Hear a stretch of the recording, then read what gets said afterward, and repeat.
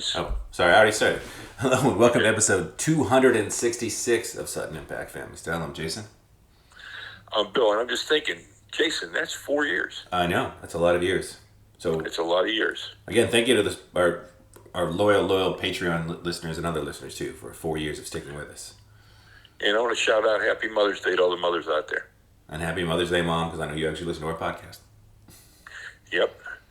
All right, so, Jason, my pet peeve I want to start with is I don't understand why it's okay in the playoffs to just kill people in the NBA, and it's not during the regular season. And you're getting guys hurt, and it's, you lose Peyton out for the rest of the year, serious injury, fractured elbow, plus ligament damage. You got Embiid out, misses the first 2 games of the series. Why is it okay to mess people up or hit people hard in the playoffs when it's not during the regular season? I think it's hard for players to adjust because you go from something where things are called, now nothing's called, and so now you got to figure it out. You got to adjust your game, and sometimes it's just too late. And sometimes you're adjusting literally game to game. Yes. So I really am upset with it. I just don't think you can have 2 systems of officiating. You officiate the last game just like the first game. And you don't want to, and just in your motto should be, as a referee, we don't want to decide the outcome of the game. But on the other hand, we're not going to let the game get out of hand. No. And I think we've talked about that with football. Like, the Patriots benefited a lot from, just beating the crap out of receivers in the playoffs. And yeah, I mean, Giannis is enormous, and I mean, he punishes people. Yeah. No, and if you can go watch the clip of Giannis last night. It's on Bleacher Report for sure, just talking about the refs, where he jokes, like, he asked somebody in the back, how much does it cost if I say anything about the refs? And then he laughs and says, no, I got to buy diapers, I'll keep quiet. But, yeah. I mean, like you said, it's caused a bunch of injuries, and I've never understood the superstar call or the playoff rules. Like, if the rules are the rules, call it the same way all the time. That way players, coaches, everybody knows how to react, how to play. You hopefully prevent injuries, which is part of the reason you have officiating. Yeah, exactly. Now, last night, I did not think the Poole injury was a dirty play on Poole's part. No, I don't think that was. I didn't think that was. I'm still carrying on about the Peyton thing. Yeah, the Dylan Brooks one was. I mean, it's unfortunate that Barkley went on a tear about how you're not supposed to land with your arms. But I feel like when you get whacked in the head, you're not thinking about how am I going to land. Because he got clotheslined like WWE style. Yeah, I don't think. Oftentimes you don't have time to think, I'm going to protect myself. You're just going down. You're going in a different direction. Yeah. And I don't think you can be like, oh, my arm is there. It's going to double back and, knock my elbow out for 4 weeks. Which is pretty enormous. Yeah, for sure. So let's talk a little NBA, Jason. What do you think about the matchups in this round so far? Boston-Milwaukee's been the best series, I think, by far. Those are 2 teams, really bringing it. But again, the defense and the refereeing has been pretty terrible. But I think Tatum is now at this level, whatever that level is. Giannis is amazing to watch. And I think they're just, I think that might go 7. Tatum had a bad night last night. Yeah. But it's tough. I mean, it is really, really tough. But both those green teams are just, playing really, really good basketball right now. They are. And I'm enjoying the Golden State series. Yeah. But if John Morant misses a game, they actually have played without it before. So I don't know. But I hate to see a player miss a game. But I like that series. Yeah, it's hard Phoenix to say. Dallas is Phoenix versus Luka. And Luka won last night. Luka's ridiculous. Luka's is really having he's got a dad bod, though. He does. I mean, he's to play himself. Like, it'll be amazing if he has a year where he just dedicates himself from the end of season going into the next season.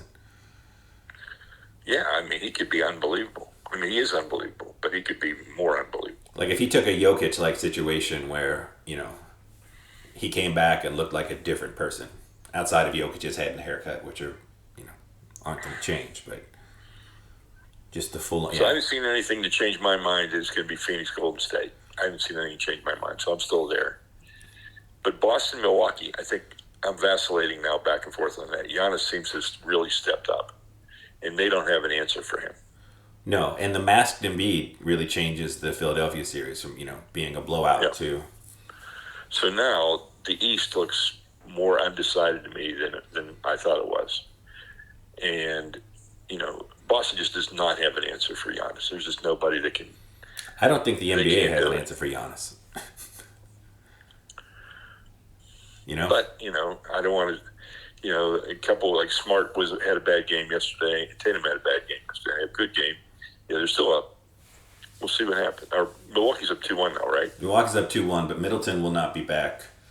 Yeah. This series, which clearly helps the Boston quite a bit because that's one more big time scoring option. He's probably he's arguably their second best player on a given night. I guess you can go back and forth, but I think since he's been there, he's been. Well, as long as they let Giannis have 3 steps and knock people down, they're not going to beat him.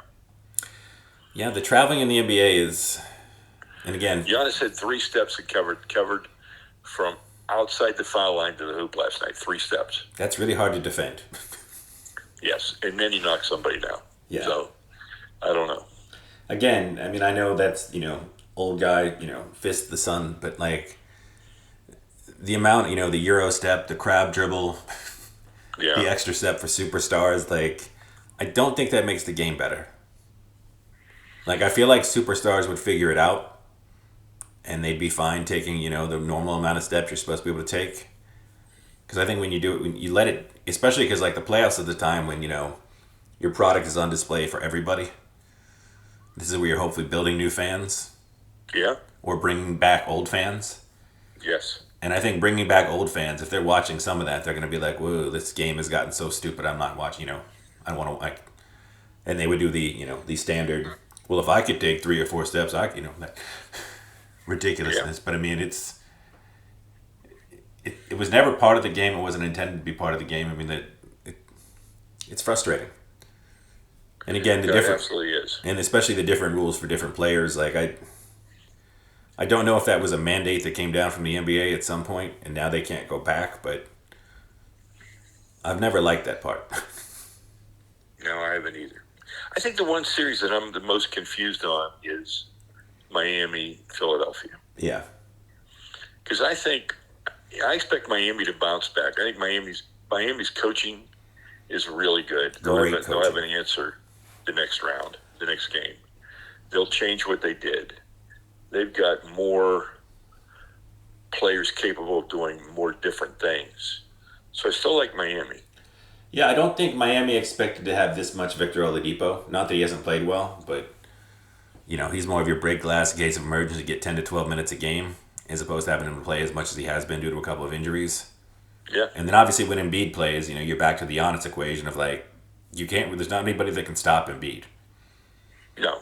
Harden or not. And possibly, you really might want to see Giannis and Embiid going head-to-head in the Eastern Conference Final. That would be pretty amazing, don't you think? Oh, I'd love that. That would be special.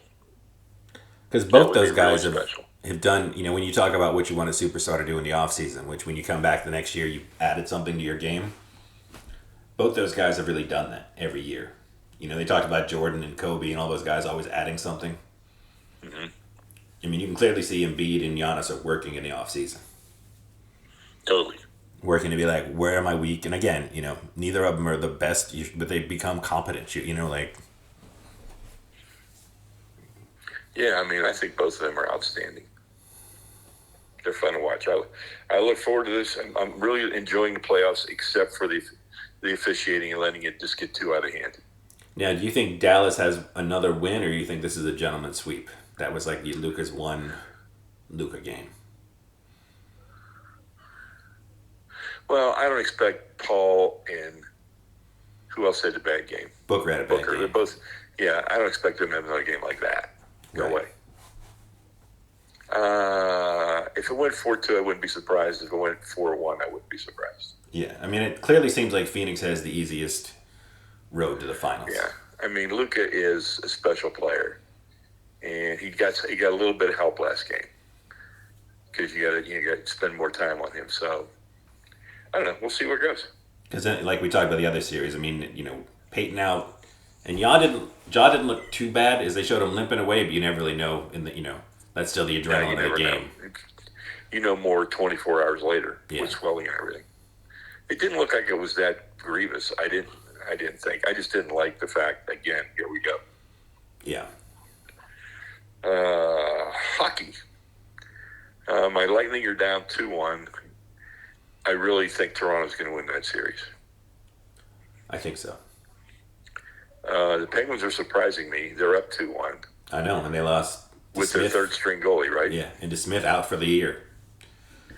Yeah, so I don't expect them to hang on. But that's just, Unless, if they could win another one at home and be up 3-1, then it would look pretty good. well, you saw how they won. They won by scoring 7 goals. Yeah. And with That's how they're Gunsel going to and win. Crosby, Malkin, all those guys, like they're capable of putting up a lot of points every game. Yes. And And that's that- what they have to do. Yeah.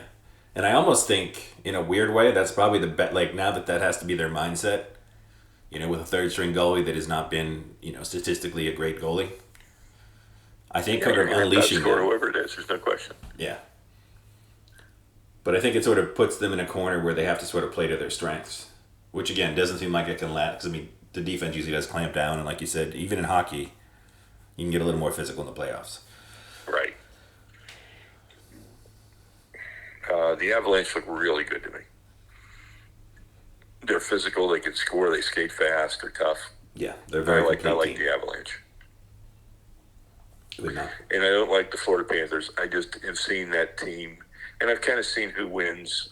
Whoever has the best record doesn't always advance out of the first round.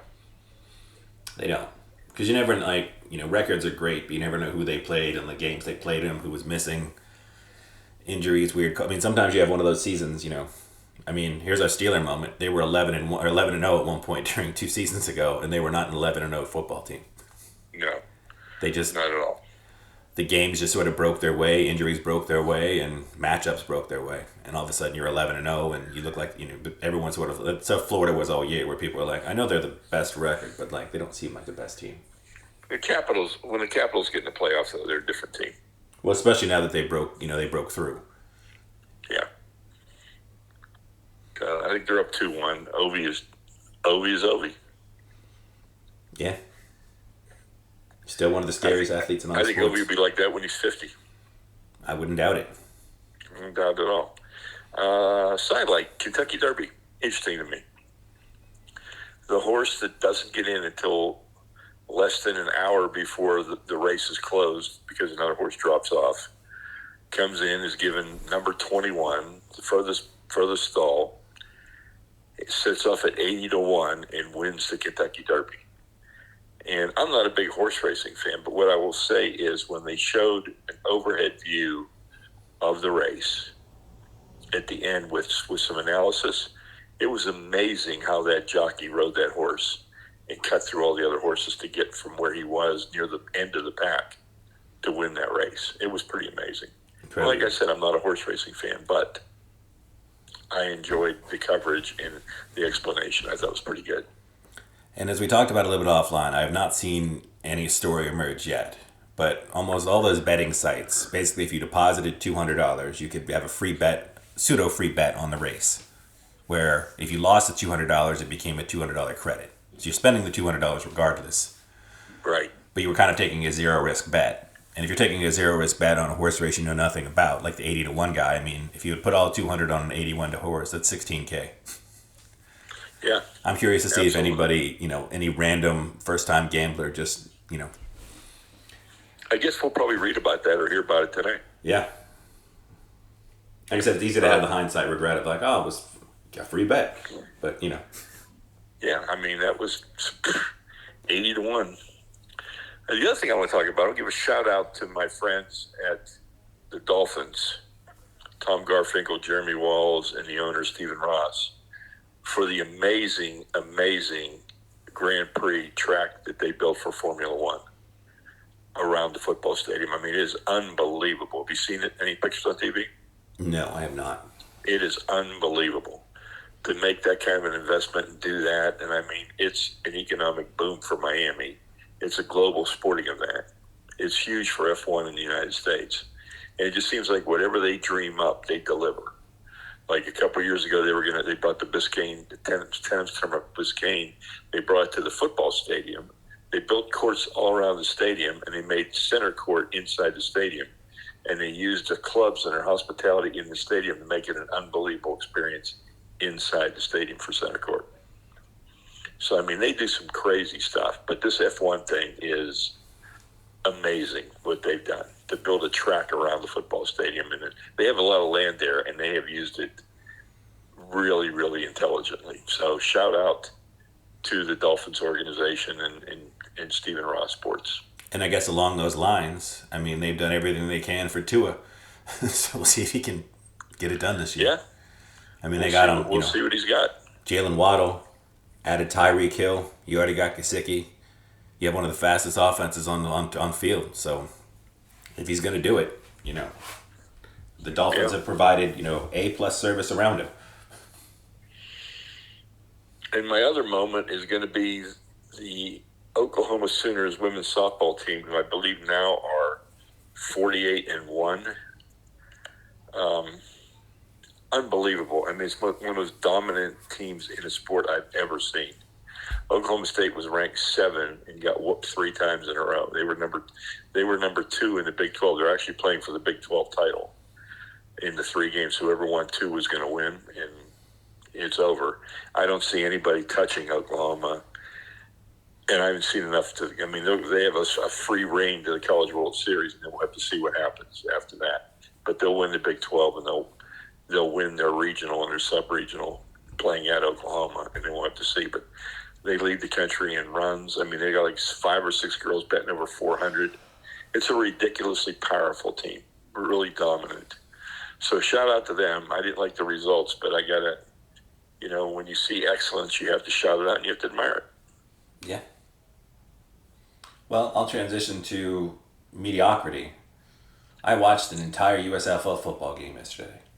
God love you. The New Jersey Generals take on our beloved Pittsburgh Maulers, who were the worst team in the USFL. And good uniforms, though. Yeah, unique uniforms, purple and orange. You don't see that combo very often. We talked about the quarterback play. Like the Washington, I won't say Washington in general, but the kicker is only 3 for 9 on the season, and that's kicking in Birmingham, Alabama, in the spring. So you can't have much nicer conditions than that. No. And I think there was maybe 200 people in the stands. I didn't count, and they certainly didn't announce. But, it was mainly just a wasteland. And I think almost everybody there was either directly related to or a close friend of a teammate. Yeah. And then, it kind of reminded me like when you go to women's professional softball. Yeah. Those are all your friends, neighbors, and relatives. Yeah, I don't even know if they're getting diehard fans, but not much else. I was thinking back to like high school days, and besides, the family, friends, and students, you always had the 1 or 2 creepy guys that had no affiliation with the school, even as alumni that were there watching the games. I don't even know if they have that for the USFL. Yeah. And I'm just wondering, playing 4 games over 3 days in a market, it's tough enough to get people to come out and support 1 game. Yeah. And we've talked about this. Your suggestion about, it's nice that they're doing this in Birmingham, but would it be more successful from a attendance perspective if it was in Orlando or Las Vegas, somewhere where people are always looking for something extra to do? And I agree with you. I thought that was a really good suggestion. And I was also, the one thing, I said Maria had a couple friends over and they brought their significant others, so it was the men sitting around watching football like a stereotypical sitcom or commercial would be from the 90s. And, we all mentioned that, it would take a beautiful day out, wanting to do something but having literally nothing else to do besides free tickets for us to attend. And that's for people that all enjoy football. And I think the one thing it doesn't have that some of the other leagues that have failed have is, like, I didn't recognize one player. No. And I know, it's not that I want to see Johnny Manziel or Tim, but they don't seem to have any of that. I know that's not what the league is designed to do, is to, bring in nostalgia cell players. But, it's tough. And as we pointed out, I mean, every year the NFL has 7 rounds of a draft. You have every team signs 10 to 15 free agents and then street free agents. So the odds of any of these guys, I mean, they would have to be so like Giannis playing a high school game before they would get noticed by the NFL, I'm thinking. You know? Yeah. And it seemed like the best players out there, the ones that really stood out, you could tell that the biggest knock against them was their size. You know, like the 5'8" quarterback. Yeah, or the 5'10", 220-pound linebacker. Yeah. And then there was I don't remember the guy's name. I meant to Google him yesterday, but the New Jersey has a running back named Victor, is his last name. He looks like he's maybe 5'5", 5'6", but he's built like MJD. And he's leading the league in rushing and touchdowns, but like he looks like he doesn't have that second gear that you need in the end, you know. Yeah. And I also wonder, I mean, and maybe you can answer this question because I certainly can't. Considering they're obviously not making a lot on in-game purchases, I'm assuming from, you know, tickets and jerseys and whatnot. And I know they have advertising dollars. Like, how does that league stay viable? It's all TV. It's all Fox TV money. Okay, and until but that money's guaranteed. They're committed. That's all. It's content. That's okay. all. If you just view it as content, and hopefully, if this NFL relationship works out, combined with the content, then that might work. I think if that all comes together, maybe we don't see the XFL. But if it doesn't work, then we'll probably see the XFL, and so we'll see more bad spring football. Yes. And I did notice, it seems like, you know, the USFL also didn't seem to have Sky Judge, which, if you're trying to get me to watch a game that I'm not probably going to normally watch, you got to keep the flow going. Agree. And I don't know if you incorporate any Canadian football rules, but maybe do like one. I know you're technically a minor league affiliation, but maybe some different experimenting with, you know, some of the rules to, you know, change it up a little bit, I guess. Yeah, for sure. Yeah. And again, it was one of those random ones where it was like we wanted something on, I was just putting something on in the background, and that's the reason it ended up on the telly, because, you know, stereotypical fashion, a bunch of men sitting around, kind of talking, but awkwardly so, because you don't really know each other. Well, let's see what else we got. I got some food moments. All right. So I'm here in Myrtle Beach for the week. Best meal I had was at a little place called the Sea Captain's House, and it's right on the ocean. It's an old home that they've renovated into a restaurant, and there were 6 of us. We all had something different. I had she crab soup with my appetizer, which was outstanding, and then I went with the broiled seafood platter, which was shrimp, scallops, and flounder. And I primarily went to it because I'd never had flounder before. Okay. And I decided I wanted to try flounder, and that was excellent. It was a very, very good meal. I'm kind of surprised with all the seafood I've seen you eat over the years, you've never had flounder. No, I know. For some reason I saw it, and I saw it at Sprouts, and I thought I should buy a flounder and cook a flounder. But I thought, well, I've never eaten a flounder, so would I like it or not? So now I know that I could buy flounder and cook flounder. So and he's he's a character in one of your favorite movies. So I just figured, yes, at some point. And you thought I would have. Yeah. And actually, a flounder is it's a very wide fish, but it's a very thin fish. So interesting. Okay. Then we got takeout the other night from an Italian restaurant called Tofino's. It's been around for 30 years, and it was amazing. Amazing. Homemade ravioli. All pasta was homemade. And they have a bakery there like in the North End in Boston. So we got a bunch of bakery goods. And, we had fried ravioli. We had meat ravioli. We had hoagies. It was really good. It's a great place to go. That was a lot of fun. And for other listeners, in Pennsylvania, we call subs or hoagies. For people that don't know. Like here in New Orleans, they're po' boys. Some places they're grinders. In Massachusetts, other places just subs, heroes. But yes, it's a hoagie in case you were wondering. Just figured I'd clarify for the listeners. Yeah, so we had some good, so that was good. And also, believe it or not, we went to Topgolf and we ate lunch at Topgolf while we were playing, and the food at Topgolf was decent. Yeah, that's what I've heard. And how And is it the was, golfing at and if Top you haven't been Golf? to Top Golf is a driving range with a bar and a TV and food and drink, and it's not outrageously priced. You play at your own pace. You buy a bay for time. You put 6 people in there, and just you hit fewer times. So we had a really good time, and that was enjoyable. We had a nice lunch in there. So at Top Golf, is that the one where you're just hitting out into the net? No, the net's there, but you have all these targets. So there's a variety of games you can play. You just program it Oh, like I okay. want to play this game or I want to play this game, Okay. and you have targets.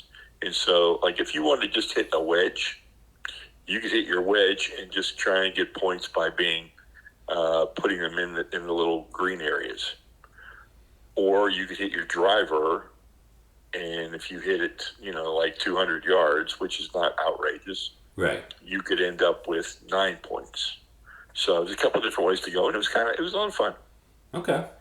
But as soon as I go there, I always remember the video of Mike Trout hitting the ball completely out of Top Golf, which was kind of cool. Yes. So that was a lot of fun. So we had good meals. And it's always fun to be with your friends. And this condo at our timeshare at Myrtle Beach is gorgeous, Ocean 22, right on the water. But today I went out to walk the dog with Mom, and it was like 55 degrees, and it was cold. Ooh, nice. So I went back. Yeah, we are hitting the 90s every day here in New Orleans now. So.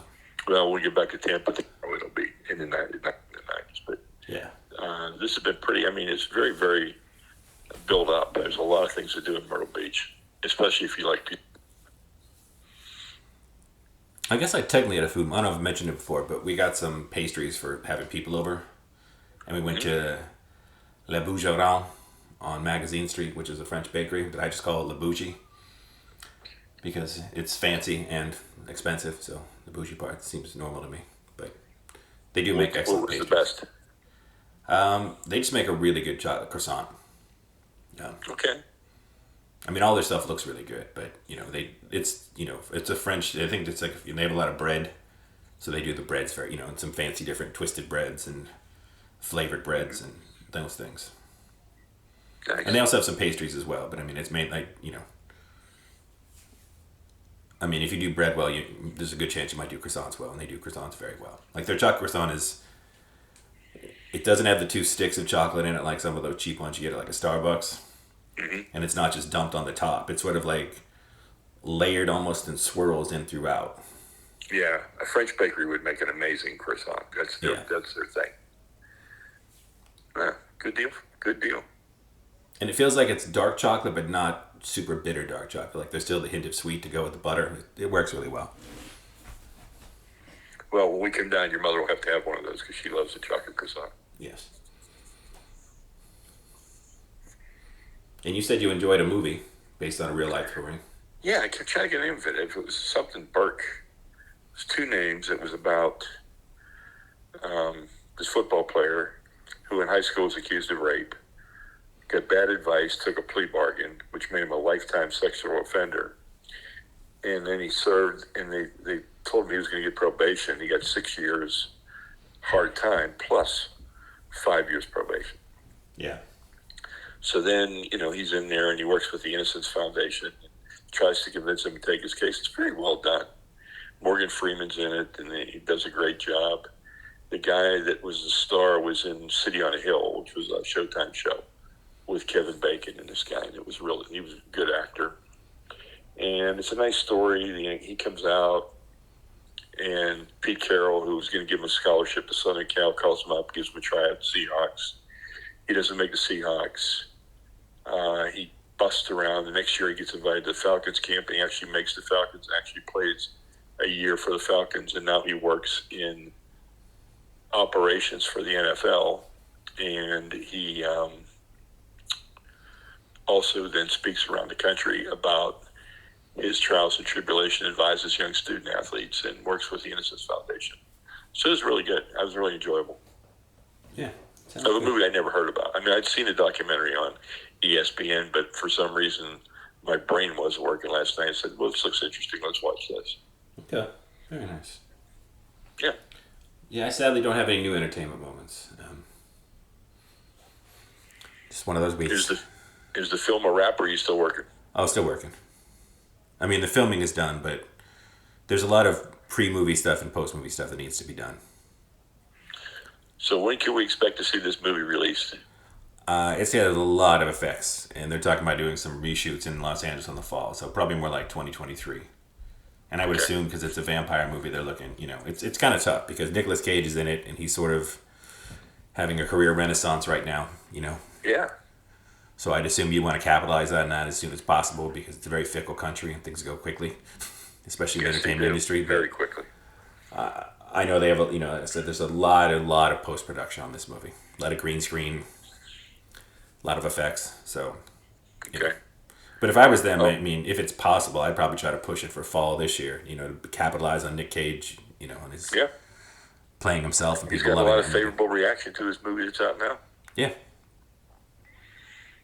Oh, shout out to the cast of Saturday Night Live last night on Weekend Update. They had Kate McKinnon play Justice Amy Coney Barrett to talk about her interpretation of Roe versus Wade and why it's not a big deal. yeah, I'm not going to give anything more away than that, but it's a keeper. Go watch it. It's really good, and it's sad and it's funny. yeah. There's a lot of sad funny happening right now.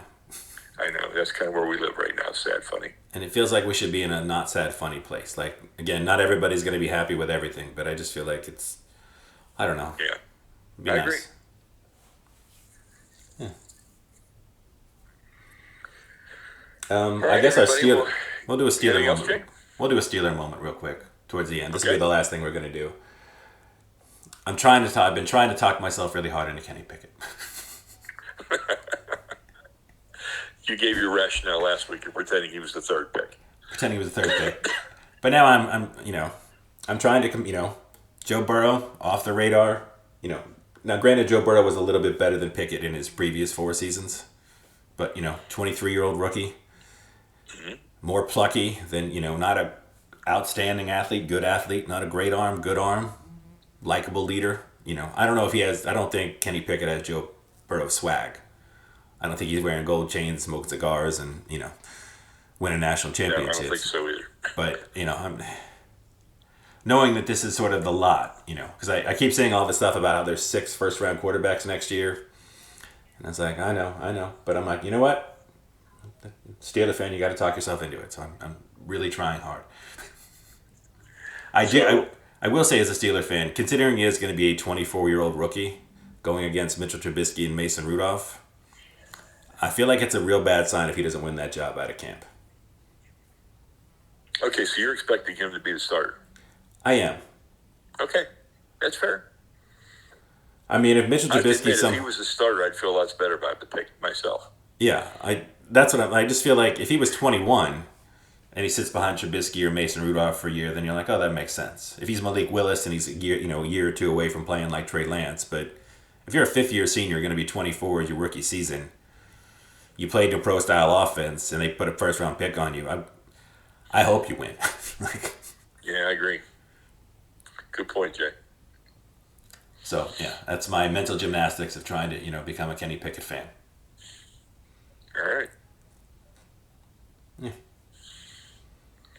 Well, everybody, next week I will be. Jason and I will do the show on the weekend again, but I'm going to actually be at game. If Phoenix advances to the next round, I will be at game 1 Ooh. of the Western Conference Finals. in So Phoenix.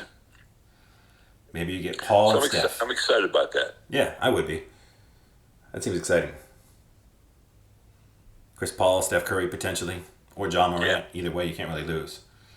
No. Or Luka in a bizarre way.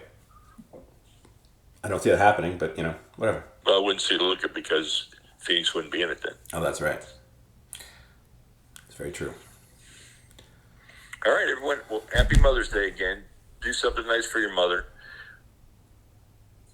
Yeah. Say some kind words. Give her a good memory. Make her smile. All right. Till next week.